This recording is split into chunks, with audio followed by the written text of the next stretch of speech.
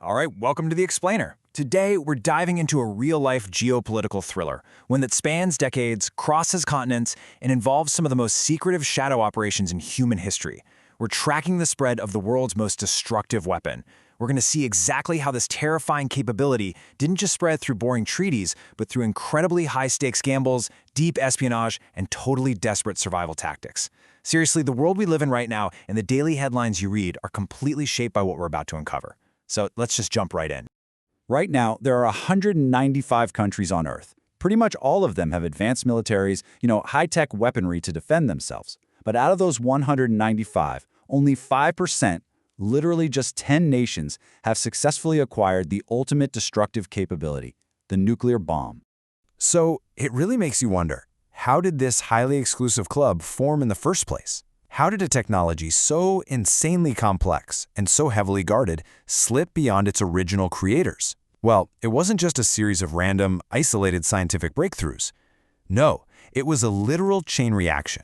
And that reaction was fueled by intense espionage, deeply personal international betrayals, and honestly, devastating national humiliation. Okay, Section 1, the first nuclear powers. So our timeline obviously starts with the United States. Back in 1938, German scientists first discovered nuclear fission. Realizing Hitler could potentially build a world-ending weapon, Albert Einstein actually warned the American president, which triggered the highly secretive Manhattan Project. The U.S. poured just immense resources into this, eventually pulling it off with the Trinity test in New Mexico in 1945, and then shortly after dropping the bombs on Japan. But that U.S. monopoly? It shattered incredibly fast. During World War II, the Soviet Union was an ally, right? But the U.S. intentionally stopped sharing their nuclear research with them. In response, the Soviets deployed double agents straight into the Manhattan Project. The U.S. tried feeding these spies fake information, but the Soviets managed to use the real stolen designs to guide their own research.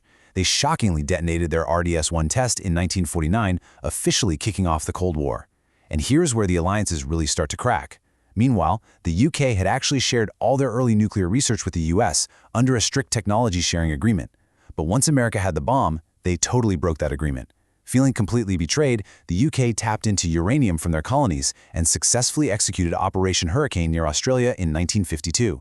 Now, what's really terrifying is how fast the stakes skyrocketed. Just as 3 nations finally had fission bombs, which, remember, generate immense energy by splitting atoms, the technology took a massive leap forward. In the early 1950s, the US tested a hydrogen bomb. This used fusion, literally joining atoms together, much like the sun. And the multiplier here is insane. It was 450 times more destructive than the bomb dropped on Hiroshima. By 1955, the Soviets tested their own, and the UK followed in 1957. The total destructive power in the world had just multiplied exponentially. Moving on to Section 2, Defiance and New Players.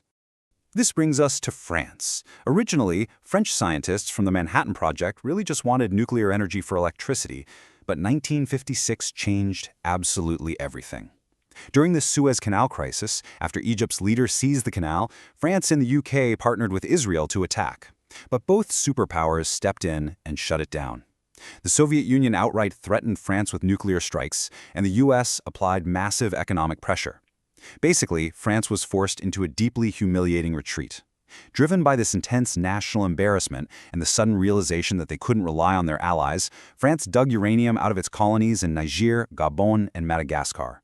Working around the clock, they successfully tested their own weapon in the Sahara Desert in 1960. And then came China. During the Korean War, the U.S. had threatened China with nuclear weapons, which led Chairman Mao to realize they would always be pushed around without their own bomb. Initially, their ally, the Soviet Union, was actually helping them. But when Soviet leadership sort of softened toward the U.S., Mao insulted them, calling them fake communists. In response, the Soviets pulled all their scientists out, basically leaving China's program completely stranded. But China took this as a massive challenge. They found their own uranium in the mountains and tested their first bomb in 1964. And they gave the test a very specific code name, 596. I find this detail absolutely fascinating. It wasn't just a random number. 596 stood for the year 1959 and the 6th month, June. That was the exact month and year the Soviets abandoned them. It was literally a direct slap in the face to their former allies. All right, Section 3, Secrets, Spies, and Survival. The sixth nation to acquire the bomb is widely understood to be Israel, though interestingly, they have uniquely never confirmed nor denied it. They wanted an ultimate deterrent against regional threats, but U.S. President John F. Kennedy fiercely opposed their nuclear ambitions. It was actually only after his assassination that the path cleared, and Israel secretly completed its program in 1967. This remained perfectly hidden from the public for decades, until 1986, when a technician named Mordecai Vanunu leaked secret photos to the British press. The fallout from this was straight out of a spy thriller. Mossad actually orchestrated a full-blown honey trap operation, lured him back, and captured him. He served 18 years in prison and still lives under strict restrictions to this day. So the crucial takeaway here is how international isolation breeds completely unexpected alliances. South Africa had zero interest in nuclear weapons until their strict apartheid laws led to a massive global boycott.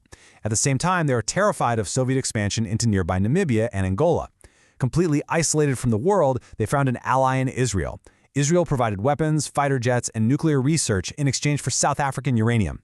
This covert partnership culminated in the 1979 Vela incident, where an American satellite detected a massive double flash in the ocean near South Africa, which is highly suspected to be a joint nuclear test. But South Africa's story has a really unique ending. Following the collapse of the Soviet threat in 1990, they actually became the only nation in history to voluntarily dismantle their entire nuclear arsenal. Let's move to Section 4, the subcontinental arms race. India's nuclear research actually started before its partition, and it was originally intended just for electricity. But a crushing military defeat by China in the Himalayas in 1962 changed their entire trajectory. When China tested its bomb in 1964, India viewed it as a do-or-die situation. Using the cover of electricity generation, they acquired reactors from Canada and the US. But behind the scenes, they were building a bomb. In 1974, they detonated Project Smiling Boda in the Rajasthan desert. Ironically, they dubbed it a peaceful nuclear explosion, if you can believe that. Obviously, that claim furiously angered the US and Canada, leading to strict sanctions, and India's outright refusal to sign the Non-Proliferation Treaty. And just as China's test triggered India, India's success absolutely triggered Pakistan. Reeling from a 1971 war defeat that resulted in the loss of East Pakistan, the 1974 Indian test basically pushed Pakistan into overdrive. This led to a massive espionage operation. A Pakistani scientist named Dr. A.Q. Khan was working at a nuclear facility in Holland. He secretly infiltrated their systems, stole the actual blueprints for uranium-enriching centrifuges, and smuggled them back to Pakistan. With some additional help from China, who, wanted a strong ally against India, Pakistan quietly built his program. When India conducted 5 nuclear tests in 1998, Pakistan responded just weeks later with its own underground tests in the Raskot Mountains. Which brings us to Section 5, the final nuclear state. In 2004, Dr. A.Q. Khan made a totally shocking confession on television, taking the blame for running an illicit nuclear black market. He admitted to selling nuclear technology to Libya, Iran, and North Korea. But why North Korea? Well, it was a highly calculated transaction. Pakistan had the nuclear bomb capability, but they lacked the delivery systems to reach distant targets in India. North Korea, on the other hand, had highly advanced no-dog missiles, but lacked the nuclear enrichment tech. So they made a swap. North Korea got the centrifuge blueprints, and Pakistan got the missiles. A perfect, terrifying trade. For North Korea, this was the finish line of a very long race. Their founder, Kim Il-sung, had always wanted the bomb to deter the US and South Korea. Both the USSR and China had flatly denied giving them weapons technology in the past. North Korea had even signed the Non-Proliferation Treaty in 1990 while secretly cheating and continuing their program in the shadows. But using those stolen blueprints from Pakistan, they finally succeeded. They conducted a small initial test in 2006, but in 2009, they executed a massive detonation. It was so incredibly powerful it registered as a magnitude 5 earthquake on the Richter scale, officially making North Korea the 10th nation to harness this destructive power.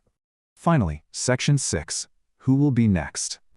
I want to leave you with a chilling final thought to take away from this explainer. The race might not be over.